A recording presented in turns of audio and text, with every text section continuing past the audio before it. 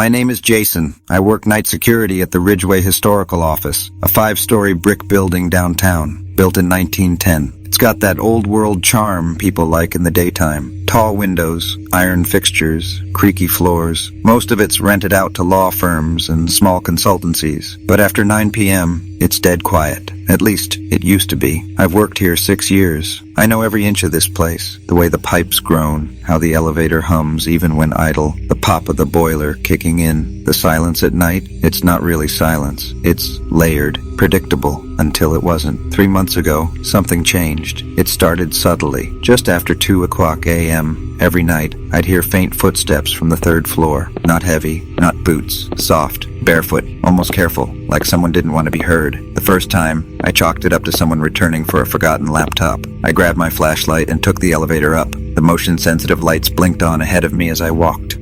Office doors were closed, locked. I checked every room. Nothing. It kept happening. Always between 2 and 2:10. Same floor, same pacing, and always 10 slow steps. A pause. 3 more. Then silence. I started logging it. 2:03 a.m. Footsteps reported. 3rd floor. No unauthorized access. Every single night. Same note.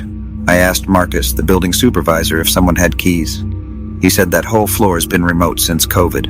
No one's worked up there in over a year, he said. It's dead space. Dead space. I couldn't let it go. I knew the building. This wasn't HVAC. This wasn't settling wood. The sound was too deliberate.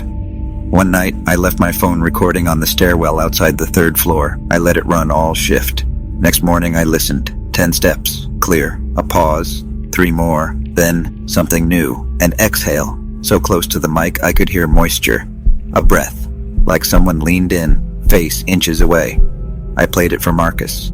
He said it was creepy. But probably the wind, he said. System quirks.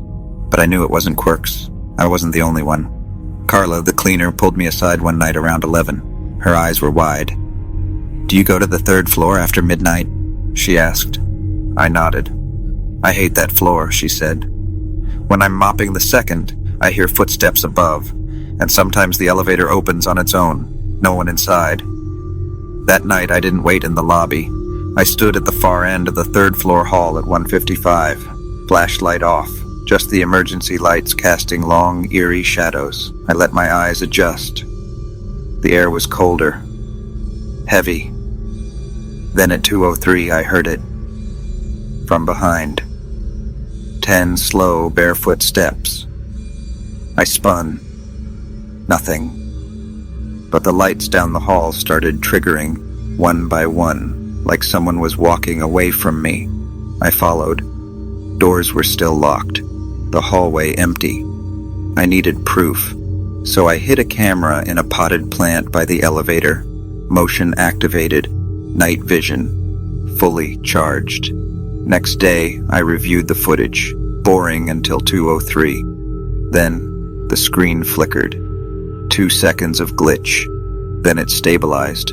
Hall light on, but empty. The footsteps were loud, clear, and then the plant swayed, just a little, like something unseen brushed past. No figure, no shadow, just sound, movement. I sent the video to Marcus. His reply: "System glitch. Ghost stories don't pay rent."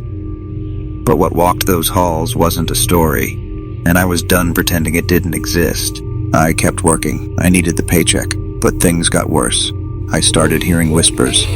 Not words, broken sounds, half-formed syllables, breaths shaped into meaning but falling short.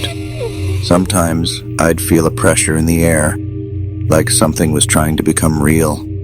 One night I took the stairs. I didn't want the elevator anywhere near it. At 2:02, the door at the top of the stairwell creaked open, by itself. I stepped in. The hallway air hit me like ice. My breath fogged. I looked down and froze. Footprints. Wet, barefoot prints. Clear. Starting from the elevator. 10 steps forward. A pause. 3 more. They ended in front of the janitor's closet. I opened it. Nothing inside. But on the back wall, deep, ragged scratch marks. Fingernails. Desperate. like someone had been trying to claw their way out. That night, I didn't file a report. I sat at my desk, eyes on the feed, until sunrise. 3 nights later, I found a photo taped to my monitor. Old, faded. A woman in a Ridgeway security uniform. Different badge design, black and white. On the back, Marla Green, night guard, died here, 1979. I looked her up. She'd died of a heart attack during a nighttime fire drill. On the 3rd floor, collapsed near the janitor's closet. Help didn't reach her in time. No foul play. Just forgotten. That night I didn't hear steps. I heard her voice. Soft. Cracked. Barely a whisper. Cold. Over and over. I stayed 2 more weeks. No confrontations. No drama. I left my badge, my final report, and a USB drive with the footage on Marcus's desk. I never went back. But sometimes, even now, I'll wake up at 2:03 a.m. No sound, no footsteps. Just that chill. Same as before. Like someone's still walking toward me. Still searching.